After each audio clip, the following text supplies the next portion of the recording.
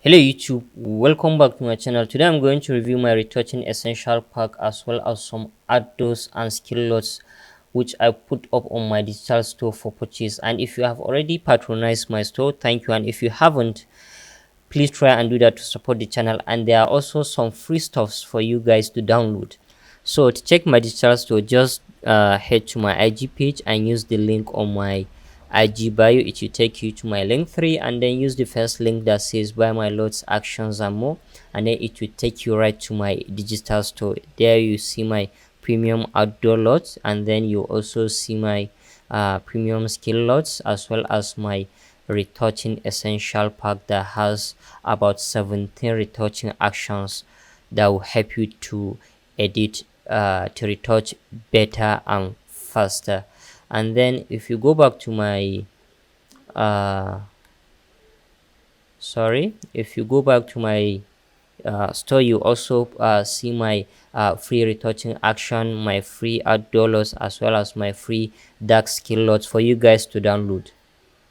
So taking a look at my retouching essential pack is if you purchase and download it, it will come in a zipped file like this. So all you have to do is just to double click on it and it will just go straight inside your Photoshop. So to do that, let's remove the one that I'm already having inside my Photoshop. So if we delete it, as you can see, I am not having any action so far in my Photoshop. So what you just need to do is just navigate to where you download the file. So as for me, here it is. After I unzipped it, then it's looks like this as an action. So all you need to do is just to double click on it and then it will move straight automatically inside of a Photoshop. So if you go back to our Photoshop, you see we are having our action right inside of our Photoshop. And then something I usually do is I usually change the view mode to bottom mode because it's much more pleasant to see on this format. So to have a quick view of our retouching essential pack, as you can see, we are having these actions inside the pack. The first action we are looking at is remove blemishes. I usually use this action to remove blemish on my model before I start doing frequency separation, most especially if I'm retouching an image that the model is having a lot of blemishes on her face. So I will just play the action and then I will use the blemish layer here, and then I use my clone stamp and get rid of my blemish before I move ahead and do frequency separation. Because if in this kind of image I do frequency separation and then later do the clone stamp, if the clone stamp is too much, it's kind of mostly temper with the skin texture. So that's why I mostly prefer to remove blemishes if they are too much on the skin before I start doing frequency separation. And then second thing on the list is quick retouch. Quick retouch is just as it sounds. I use it to quickly retouch an image if needs be. So what I usually do is just to click on it and then it will create these layers for me ready to quickly retouch my image.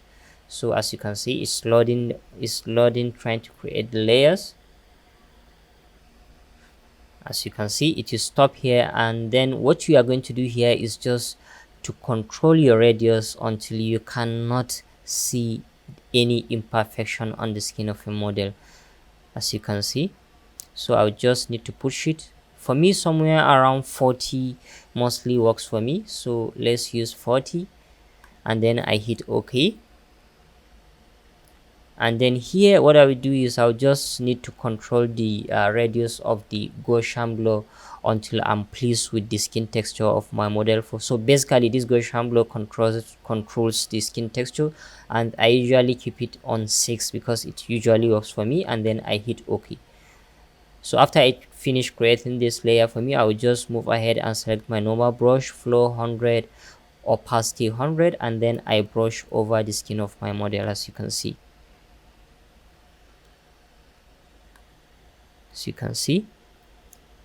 as you can see, so basically that's how I will strictly move over my skin. There's no one way of brushing. You can just brush as you like, just that avoid your brush from touching like the eyes, the lips or the hair. So if we finish brushing, for example, if we do before after, before, after. As you can see, we have smoothing, we have quickly retouch this part of our model face. This is very handy when I am retouching a lot of images like wedding images. So next on the list is we are having um, frequency separation action 8-bit and 16-bit, and then invert check layer. I have done a lot of videos that has to do with frequency separation. You guys can check my channel and see those videos concerning frequency separation. So the next thing on the list is enhanced skin texture. This I usually use this if I like kind of mistakenly temper with my skin texture, maybe when lightening my model during the shoot, or when I temper with the skin texture while doing frequency separation. Looking at this image, if we zoom the nose, as you can see, we are liking skin texture around the nose. Why? Because the area was kind of blurry, and then looking at this side as well, we temper with the skin texture while using our clone stamp. So what I will do here is just to go ahead and play my enhanced skin texture, and then it will automatically the layers for enhancing the skin texture for me. As you can see, it's loading, and then it will stop here. So basically what you need to do here on this emboss is just to move your angle towards where your light is coming from while doing the shoot. So as for me, I place my light at the top right hand side here, so I'll just move my angle to somewhere between 45 to 50 degree, somewhere like 46 is okay, and then I hit OK, as you can see. And then here on the Gaussian blue, I usually keep it on 2, between 2 to 3, but mostly I keep it on 2, and then I hit enter. As you can see, then I just pick my normal brush, flow 100, opacity 100, and then I brush over the skin. As you can see, we are creating realistic skin texture on top of the nose. As you can see, don't worry, we can play with the opacity if it is too much of our liking, as you can see. So if you do before and after, after, before and after, as you can see, we have created realistic skin texture on the nose, and we can as well play with the opacity if it is too much.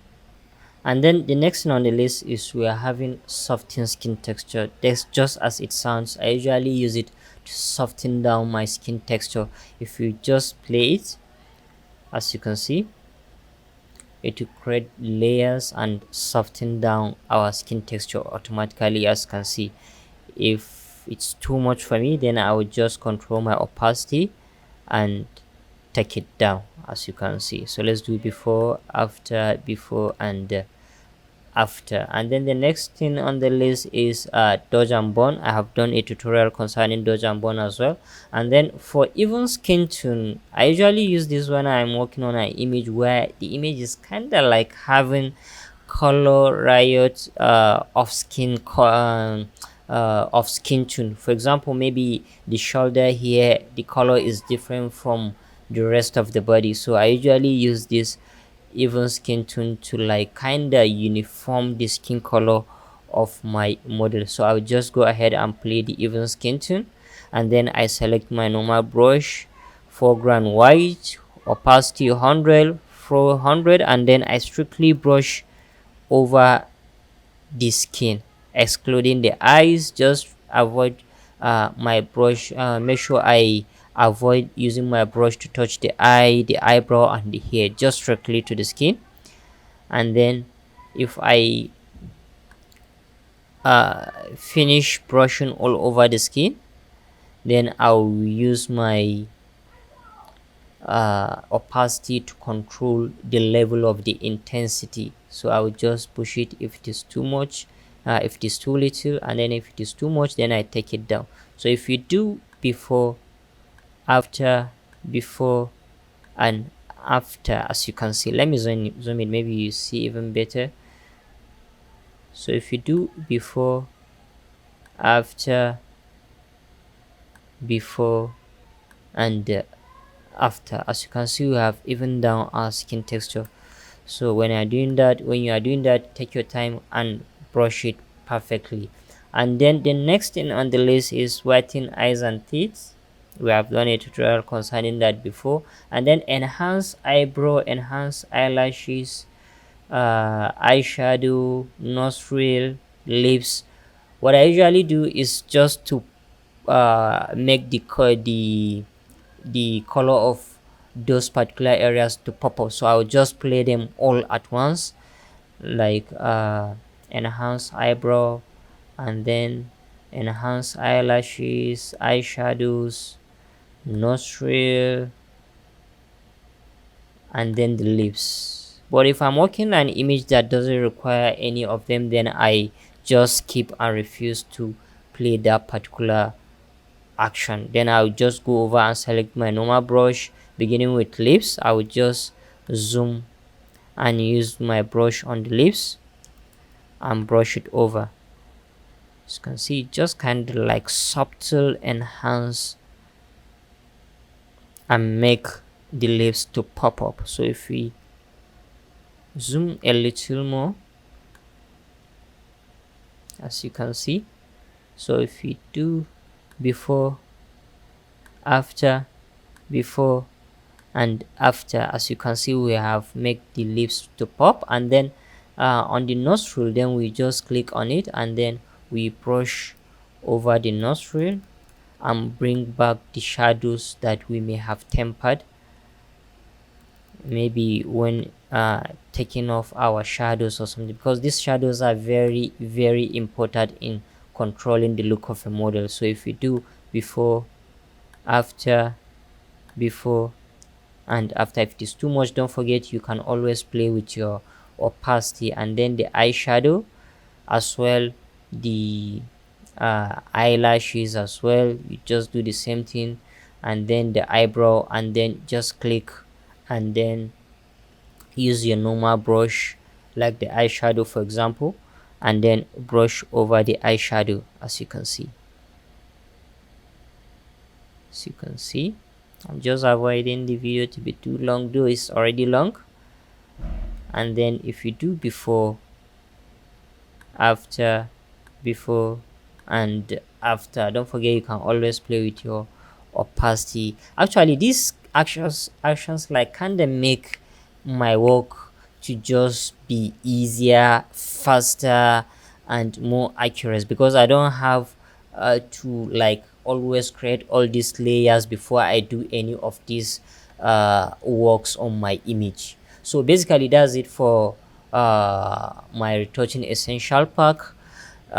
Please don't forget to patronize and purchase from my digital store. I'll put a link to my digital store under the description of this video. If you do enjoy the video, don't forget to like, share, and turn on your post notification so that you won't miss any of my new content.